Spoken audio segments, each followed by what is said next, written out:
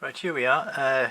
We've got the delta dart on the table on the wheels of the kit, and we've got, as you can see, the central weapons bay. It's got its pylons in it.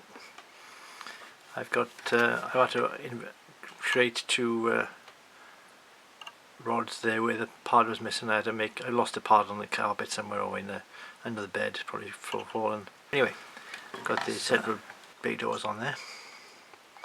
No, not bay doors, the undercarriage doors. Again, there we are. We got the US Air Force and emblem there, because once I put the tanks on, it'll make it harder to put the decals on, won't it? So put them on first. And as I said before, there's no order for, you don't have to follow the exact order when you put kits together. You think about what will interfere with stages, so you do it your own way. I've also put a decal on the Cape Cod. That's the decal scheme I'm using on the tank beforehand, because it's easier than trying to do it while the tank's sort of stuck on and you've got to hold the whole kit. The other tip is that, if we can see there's a bit of a shine to that bend, that curve of the tank. That indicates the apex of the curve of the tank, so that you can line it up, make it horizontal. It doesn't matter, it doesn't give you any idea of the vertical, because it depends on where you're holding the tank, where the light line goes. But if you get that right, you can keep it straight and horizontal anyway, with line to the tank itself. I'm running out of things to add to this kit, but this is the tricky finessing part of it, where you're trying to get everything looking right. Okay, here we are a day later. I've got the few changes. As you can tell, they've got the tanks on now, and doing tanks. And I've also got the outside two weapons bay doors attached, and the nose undercarriage door, and the rest of the doors for the main wheels. And they got the arrestor hook attached as well, emergency arrestor hook. I don't think there's much else to show you there, other than two halves of the air brake glued together, and I've got the little bit of silver on there as well, as they suggest you do. The one thing I've done, which I'm not too sure I've done it right, it calls for clear blue on the front of the canopy. So I've got some Tamiya clear blue, but in order to stop it being all streaky, because it wasn't thinned, it's come up a bit sort of dark, so I'm not sure what to do with this now. Whether I haven't got any thinners, you see, so I should really try and start again. But I think again it's one of those times when it's designed to be applied by an airbrush, which of course I haven't got. But there we go. That looks a bit dark there, isn't it? But once it's painted the rest of the frame, perhaps it'll look different. Right, so I've only been putting decals on really today, and it sort of started. I've been starting from the back. Got the blue and white stripes on that rudder, and I've also done a little bit of painting on the back here as well. I've got the little black lines there, as it showed, and I realised after there was a silver part to the back end as well, so that's a bit of a contrasting silver stripe. It goes all the way around to the side, where I've got more decals on, and even a little number 5 right over there. And Massachusetts is where the aircraft is based in this example. Zoom out a minute. So we got the very obvious US Air Force on the side. Nothing shy about that. No reason to be, I suppose. But that's what I've got at the moment. Just put a few decals on. A little seagull or was it a, or could it be a albatross? Anyway, it's the emblem for that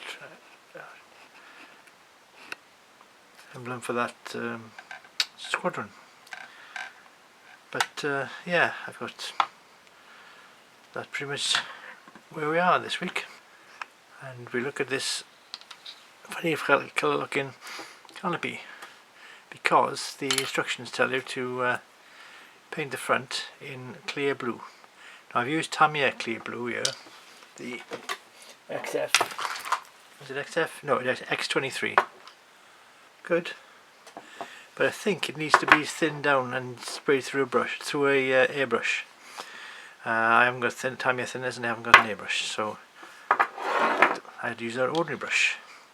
First time I used an ordinary brush, I had to put it on too thick because it wouldn't stick otherwise, and I had a lot of brush marks in it, so I thought I'd try to use the fact that there's an extra coat to get rid of the brush marks. But live and learn, and it was too dark then, so what I've done, I've got rid of the darkness of it.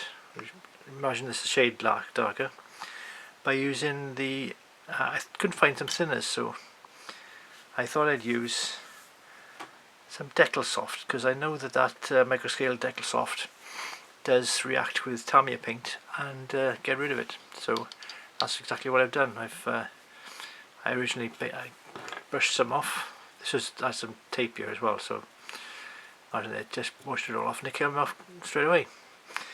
And so then I put another bit of paint on the brush and tried to do it all in one go, so it didn't leave brush marks. It's quite dark, a bit darker than I think it should be, but for what I'm going to be able to do, that's about as good as I'm going to be able to do it. But yeah, got a little blue part in the front, and you see the little grey mark down the middle. That's the bit of glazing frame in the middle. Got to do that on 3 sides, and a lot more little glazing masking to do. So that's what it's going to be like on the aircraft itself. I've been experimenting with different greys to see which goes best with the green, because I should really write down what I conclude when I figure out what I'm going to use, because it being a Revel kit, it only refers to either mixes of different colours or its own Revel colour call out, which I'm not certain is going to be just right, but I don't know. I've obviously thought about it, but you've got your own choices, haven't you? Whatever you paint your kit like. I've done the same with the underside. I'm just trying to find out which colour is best for that. Actually, came to a conclusion. Hellgrow, the 76 Revel aqua colour. I'm going to use what's left of it and put the underside of the Spitfire. So I'll know in future I'll use this for the underside. Meanwhile, progress on the Spitfire is, pardon the pun, or aircraft reference, it's stalled, nearly. What I have done is add the cannons on the wings. Bit of a guess, because they haven't got any locating holes for the cannons. You just sort of estimate where they are because of the various markings, panel lines where the gun barrels would go in on the full-size aircraft, and try and plonk them on there. They've got a bit of a indented end to them, and just make it do your best. But as far as paint's concerned, I'm going to probably have to pause this build, because I don't want to do any, I don't want to use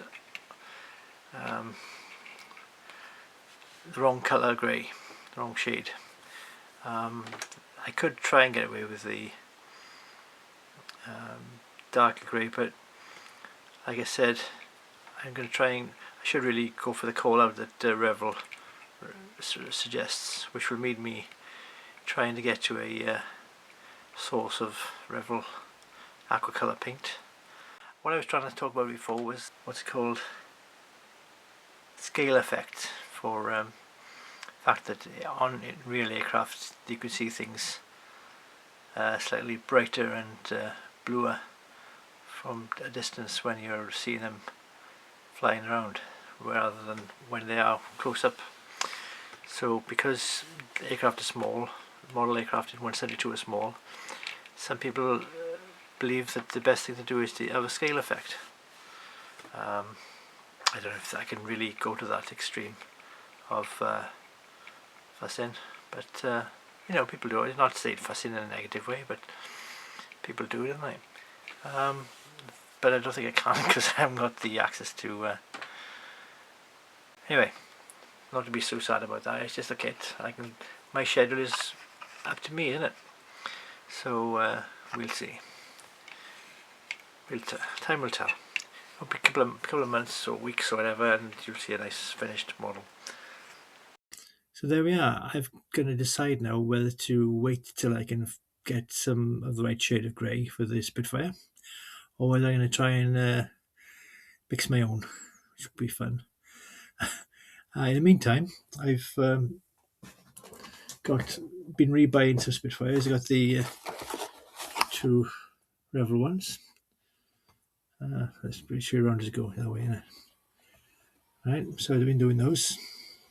Them in a stash, try and build them as soon as I got all the parts. I don't have a big, long, heavy stash anymore. I got this one over. I've bought the third time I bought this kit, and now I'm going to build this next rather than, this year rather than keeping it upstairs. So, unfortunately, the decals are slightly out of register on the round rules, but I'll paint the background with white and move the red dot around, you know. There's always ways around things, isn't it? Thanks for watching, and I'll speak to you again next week. Bye.